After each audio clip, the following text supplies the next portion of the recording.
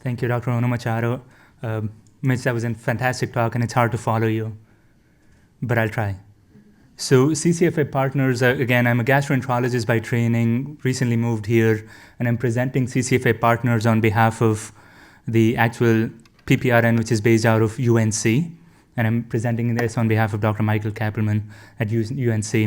I'm also a clinical informatics fellow, so the timing was right in trying to set this up here. So just a brief background of what inflammatory bowel diseases are.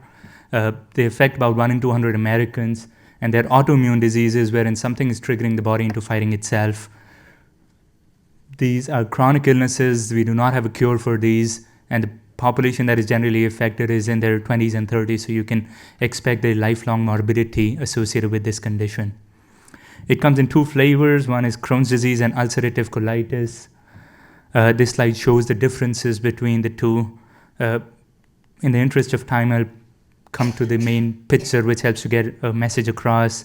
So on the extreme left-hand side, you see a small normal intestine, whereas in Crohn's disease, there's deep ulcers that can be seen in the intestines that are responsible for a lot of complications. Most people generally present with abdominal symptoms, with pain, diarrhea, and they can end up in complications with abdominal abscesses and frequently require surgery. Ulcerative colitis is a different version of the same thing, wherein the inflammation does not go deep, but tends to involve extensive areas of the colon, and people present similarly. Rates of surgery approach 50% at 10-year mark in people with Crohn's disease, and it's about 15% for people with ulcerative colitis. Cost of care for these patients is upwards of $20,000 per year, and the cost of the medications that are involved in this is tremendous. So CCFA Partners was developed as a PPRN to engage 3 basic partners. CCFA, which is the Crohn's and Colitis Foundation of America, is a volunteer patient and physician organization, which is the backbone of this. We wanted to engage the patient community in answering research, in developing and answering research questions. And then there's a scientific community which allows for adequate interaction of the two. The vision of this cohort was defined as an internet-based cohort wherein patients were recruited through online surveys, through CCFA local chapter meetings, and other meetings to create a large cohort of these patients to follow the natural history of disease in a large and diverse population. The patient-generated data, which is patient-reported outcomes, they give us information about exposures, health behaviors, and other outcomes. There are different data sources from which we currently collect data, and hopefully with partnering through pSCANNER, we'll have the opportunity to collect EHR-based data on these patients. For now, we are including surveys that patients fill out, health apps and devices, and hopefully personal health records in the future. The goal is to create a widely used resource and support a diverse array of studies in this regard. And the overarching goal is to increase patient participation and engagement of patients as well as physicians together in taking care of this with the long-term goal of improving outcomes. So far, CCFA Partners has enrolled over 14,000 adult IBD patients.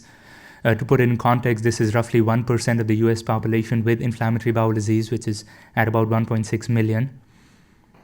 We use 6-month surveys to evaluate treatment and health status of patients, and this is largely done electronically.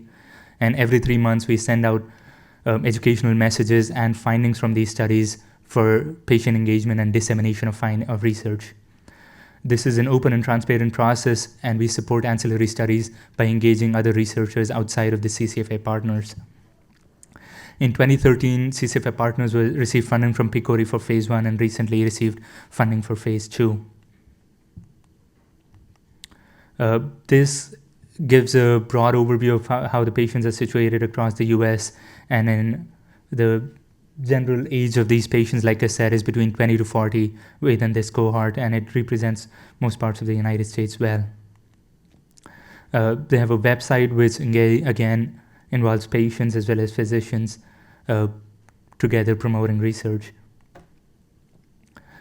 In the spirit of engagement with other researchers, CCFA Partners has opened its doors to allowing other researchers across the US to participate in this for secondary analysis of existing data. supplemental with focus surveys that specific researchers may have. And they've looked into the feasibility of obtaining patient specimens through this cohort. The plan is for interventional studies moving down the line, which have not been started yet. And so far, 34 applications have been submitted, of which 20 have been approved. Over the last 3 years, this has resulted in over 11 manuscripts and 25 abstracts on various characteristics which are not well studied, only if we limit to electronic-based cohorts. These include dietary patterns in patients with IBD, how depression and stress play a part in assessing disease activity, and perceptions of patient care in this regard. The goal is to move beyond research and to have patient-inspired functionality instead of using this as a one-way street wherein questions are posed by researchers and then subsequently answered by patients. The goal is to engage patients adequately in this process, and as a result, we have introduced a concept of research democracy wherein patients can submit their questions, which will then be prioritized within CCFA Partners for optimal answers. This is an example of a question that was submitted by a patient.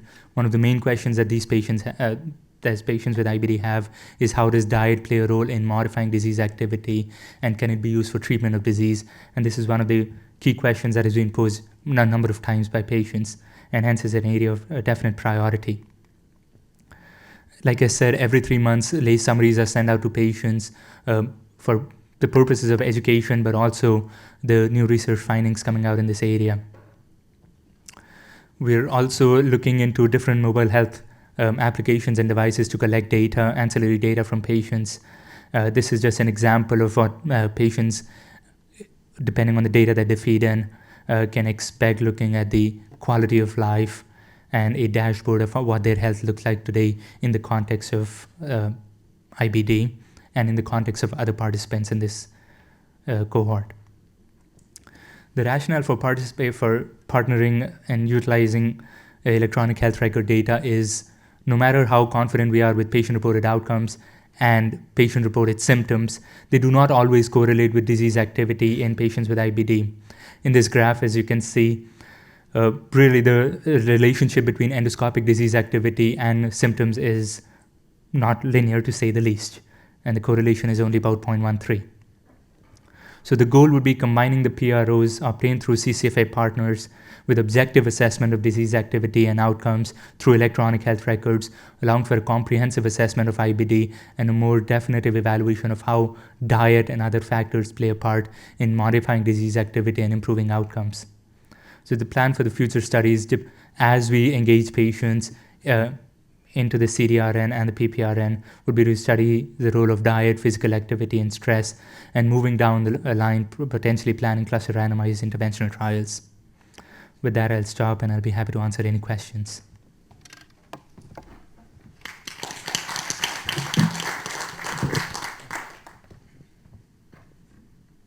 Any questions for Singh?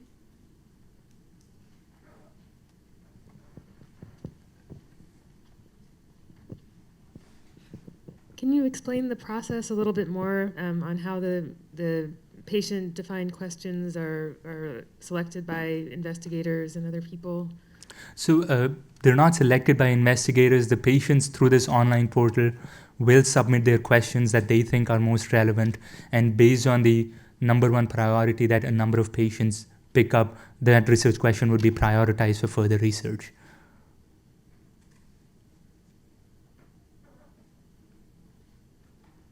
Thank you.